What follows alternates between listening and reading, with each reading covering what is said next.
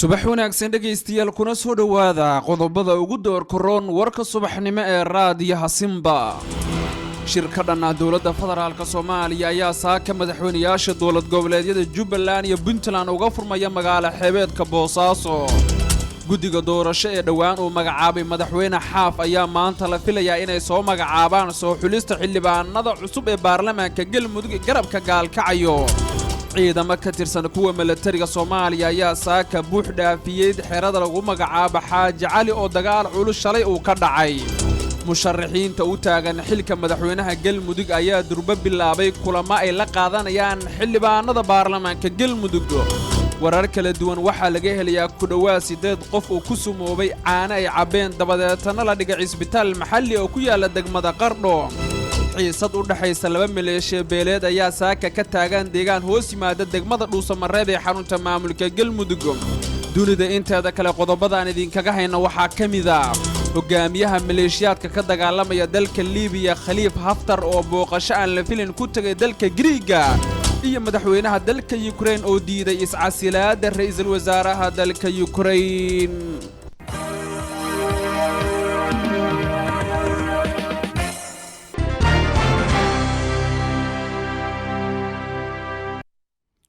subax wanaagsan dhageystayaal waa subaxnimo sabti ah tirsiga taariikhduna ay tilmaamayso 18 bisha koowaad sanada 2020 hordhici warka subax ee raadiyaha Simba ayaad maqasheen iminkana warkii oo dhameystiran.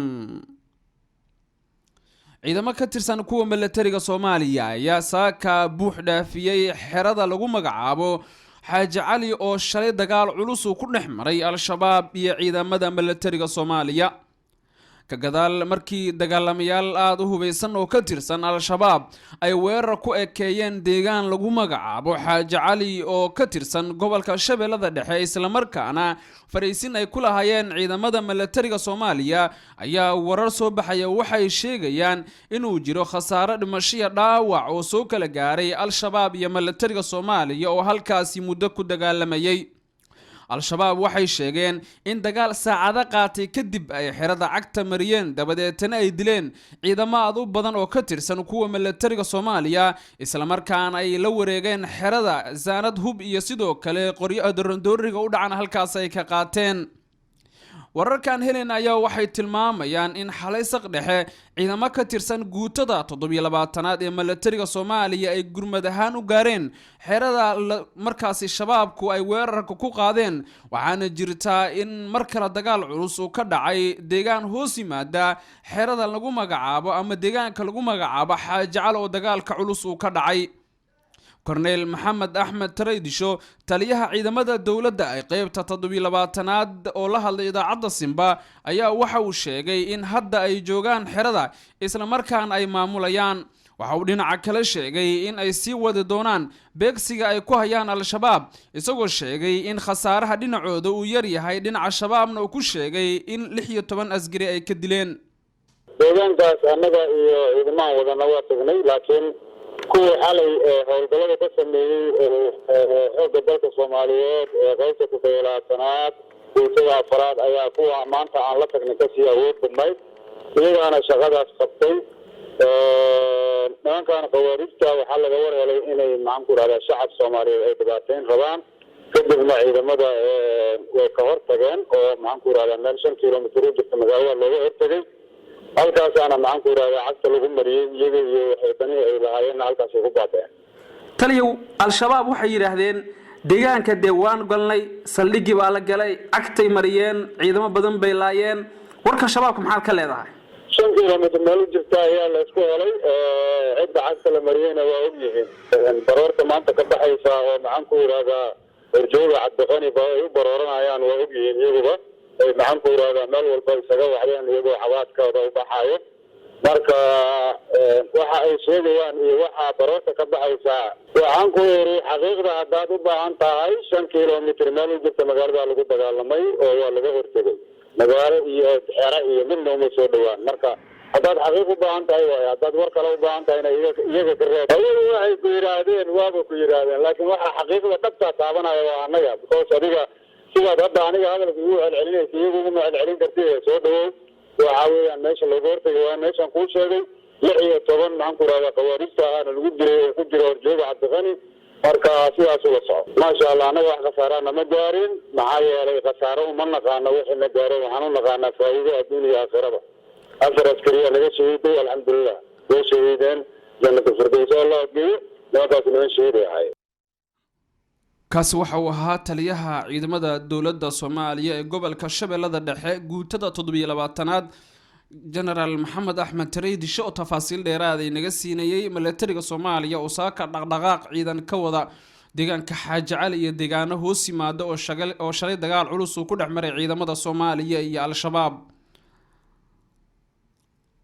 warar kala duwan ayaa laga helayaa ku dhawaad 8 qof oo rulmiye ah oo ku sumoobay caana ay cabeen isla markaana la dhigay isbitaal maxalli ah oo ku yaala degmada Qardho oo ka tirsan gobolka Bari.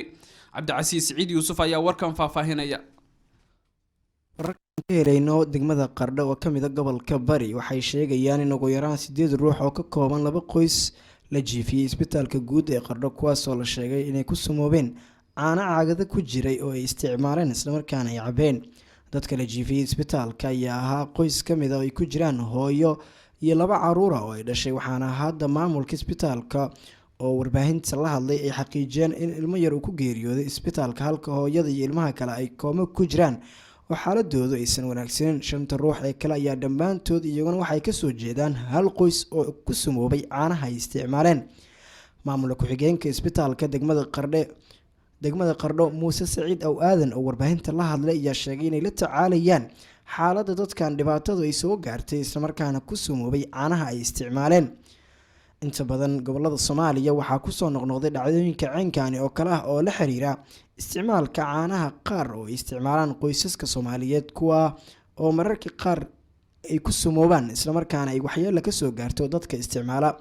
mana ahan dhacdadii ugu horeysay oo ceenkaani oo kala ah oo ka dhacda degmada Qardho ee gobolka Bari. shirka dhan ah dowladda federaalka Soomaaliya ayaa saaka madaxweynayaasha dowlad goboleedyada Jubbaland iyo Puntland uga furmaya magaalada Boosaaso. magaalada Boosaaso ee gobolka Bari waxaa ku sugan madaxweynaha maamulka Jubbaland Axmed Maxamed Islaan Axmed Madoobe waxaana sidoo kale magaaladaasi ku sugan madaxweynaha Puntland Siciid Cabdullaahi Dani. xalay ayay kulan hordhaca waxay ku qaateen deegaan lagu magacaabo biyo kululo oo kaabiga ku haya magaalo xeebeedka Boosaaso ee gobolka Bari waxaana shirkoodu ahaa shir hordhaca u ah shir maanta la filayo inuu ka furmo magaalada Boosaaso. kulamada ay qaateen labada mas'uul ayaa il gaar ah lagu hayaa maadaama ay xubnahani mucaarad ku yihiin dowladda federaalka Soomaaliya. madaxweynaha dowlad goboleedka Puntland Siciid Cabdullaahi Dani oo warbaahinta la hadlayay ayaa waxa uu sheegay in shirkan uusan ahayn mid lagu minjaxaabinayo dowladda federaalka balse uu yahay mid ay danahooda uga tashanayaan dowlad goboleedyada sida Jubbaland iyo Puntland. Dani sidoo kale waxa uu hoosta ka xareeqay in haddii Jubbaland iyo Puntland ay isku tagaan ay dhisi karaan dowladda federaala. insha Allah golaha xukuumadda inta ka joogta Puntland iyo golaha xukuumadda Jubbaland hadda yimid biriba shir wada furmi doona waxyaabaha ay ka wada hadlaan iyo wixii ka soo baxa kulay saxaafadan la wadaagi doona. waxaas ay niisi sheegaya waxa ugu weyn oo shirkaas ku saabsan yahay waxa weeye iskaashiga labada dowlad goboleed ama labada dowladeed xubnaha ka ah oo iskaashigooda inay yeeshaan uu dastuurku jidaynayo. dastuurku wuxuu jidaynayaa inay dowladda dhexe qodobada 54 iyo 53 dadka si fiican loo akhriyo dowladda dhexe iyo dowladaha xubnaha ka ah inay iskaashi wada yeeshaan ay uga arrinsanayaan arrimaha masiiriga. laba maamulna waxay yeelan karaan iskaashi gaar u ah oo danahooda ay uga wada hadli karaan. weli waa la sii xadiday laba walba wixii ka dhaxeeya dana amni dana horumar iyo iskaashi dhaqaale iyo mid bulsho. marka Jubbaland wax badan ayaa Puntland ka wada xiriira sida horay ay Puntland iyo South West iyo Hirshabeelle ay shirar noocaas kale u galeen. sidoo kale waxaa jirta warar aan helayna oo iyana sheegaya in saacadaha soo aadan kulankan dhexmari doona madaxweynayaasha dowlad goboleedyada Jubbaland iyo Puntland ay qayb ka noqon doonaan xubnaha beesha caalamka qaarkood iyo sidoo kale safiirada beesha caalamka u fadhiya magaalada Muqdisho. kulamada lama oga waxa ka soo bixi doona iyo in labada maamul oo saaxiib dhow ku ah siyaasadda Soomaaliya ay sameeysan doonaan golo ka dhan ah dowladda federaalka Soomaaliya. guddiga doorasho oo dhawaan uu magacaabay madaxweynaha maamulka Galmudug Axmed Ducaale Geelle Xaaf ayaa maanta la filayaa inay soo magacaabaan soo xulista xildhibaanada waa inay soo xulaan odayaasha soo xuli doona xildhibaanada baarlamaanka Galmudug. Cabdiraxmaan Koronto ayaa warkan faahfaahinaya. sida ku cad waa jadwalka doorashada 18 bisha Janaayo oo maanta ku beegan guddiga farsamada uu madaxweyne Axmed Ducaale Geelle Xaaf uu kaga dhawaaqay magaalada Gaalkacyo ee gobolka Mudug ayaa maanta waxay bilaabi doonaan soo xulista iyo soo gudbinta xildhibaanada cusub ee dowlad goboleedka Galmudug garabka magaalada Gaalkacyo Axmed Ducaale Geelle Xaaf. xubno ka mid ah guddiga oo la hadlay idaacadda Simba ee magaalada Muqdisho ayaa sheegay in odayaasha ay soo xuli lahaa xildhibaanada cusub ee dowlad goboleedka Galmudug garabka madaxweyne Axmed Ducaale Geelle Xaaf ee magaalada Gaalkacyo la xareeyay isla markaana la diyaariyay howlkii lagu soo xuli lahaa xildhibaanada. waxay sidoo kale ay sheegeen in isla maanta la soo gabagabeyn doono soo xulista iyo ku dhawaaqista xildhibaanada cusub ee dowlad goboleedka Galmudug ee ka soo horjeeda kuwa loogu dhawaaqay ee shalay magaalada Dhuusamareeb ku doortay gudoomiyaha iyo gudoomiye ku-xigeenka koowaad ee midka labaad ee baarlamaanka dowlad goboleedka Galmudug.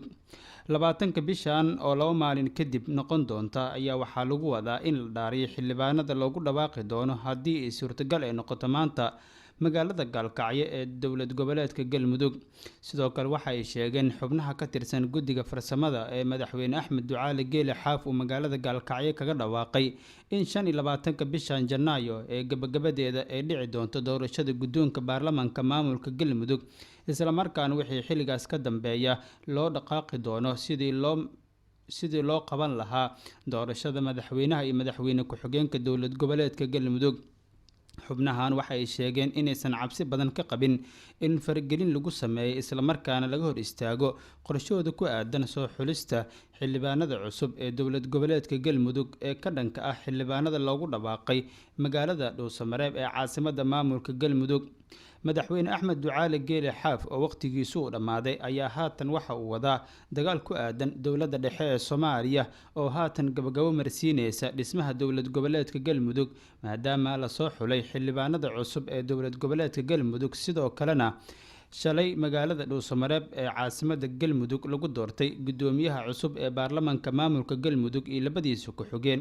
qorshaha haatan ee dowladda ee kaga aadan dowlad goboleedka Galmudug ayaa ah doorashada madaxweynaha iyo madaxweyne ku-xigeenka dowlad goboleedka Galmudug oo la aaminsan yahay in loolan badan ay kala kulmi doonto mucaaradka oo haatan dhankooda ku sugan magaalada Dhuusamareeb.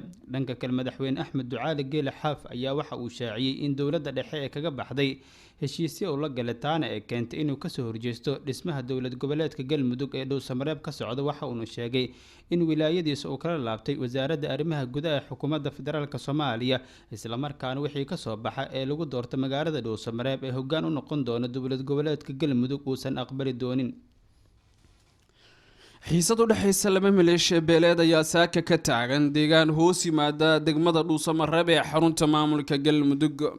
wararka saaka ka imaanaya gobolka Galgaduud ee bartamaha Soomaaliya ayaa waxay ku soo waramayaan in ciidamo kala taabacsan maleeshiya dhawaan ku dagaalamay deegaan u dhaxeeya magaalooyinka Cadaada iyo Dhuusamareeb ay halkaasi ku sii qulqulayaan. odayaal beeleed isxilqaamay ayaa dhawaan ku guuleystay in la kala qaado maleeshiyaadkaasi. dagaalkan kii ka horreeyay oo dhacay 11 bishan aan bartanka kaga jirno ayaa waxa uu geystay khasaare dhimasho dhaawac waxaana dagaalkaasi ku dhintay 7 ruux oo dhinacyada halkaasi ku dagaalamay.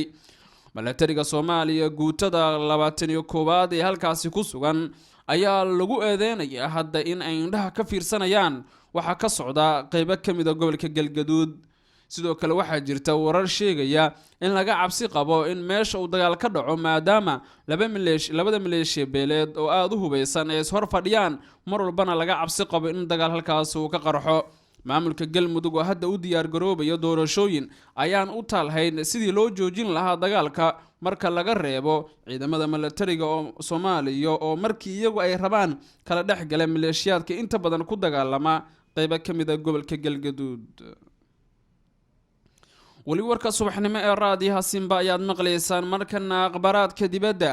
hogaamiyaha maleeshiyaadka ka dagaalamaya dalka Liibiya Generaal Khalifa Haftar ayaa booqasho aan la filin ku tagay dalka Giriiga. Generaal Khalifa Haftar, hogaamiyaha maleeshiyaadka ka dagaalamaya dalka Liibiya, ayaa booqasho lama filaana ku tagay magaalada Athens ee caasimada dalka Giriiga.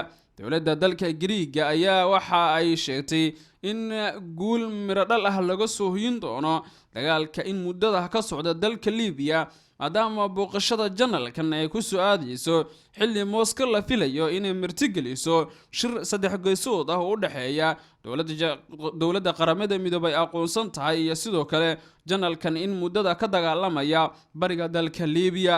Nicholas Desmond, wasiirka arrimaha dibadda dalka Giriiga, ayaa shaaca ka qaaday in Generaal Khalifa Haftar uu sheegay in loo baahan yahay in heshiis xabajoojin ah lagu gaaro dalka Giriiga. wuxuu sheegay in dowladda dalka Turkigu ay xadgudub ku sameysay madax bannaanida dalka Liibiya.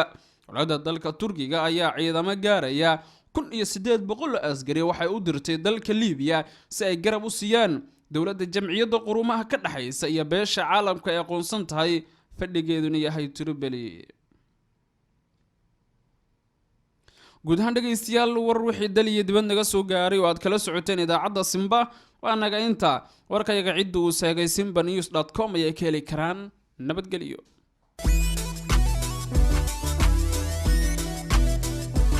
اهلا وسهلا سهلا. ورني وقورماتي من دبدان بكوكو اوغاي. انا شل يا امي. شل ما تمي. الحمد لله. مرقى حالي هذه الدار. حي. وحنا مغلا سيمبا، ما بريجها سيمبا، سيمبا ذا محبني. اذا عذبوا سيمبا عليرا مقعد. سيمبا اللي واحد ساعة كذا ولا كساوينك. ساسا سيمبا نكوجا. راديو سيمبا وإذاعة إسلامكي ومدى صدح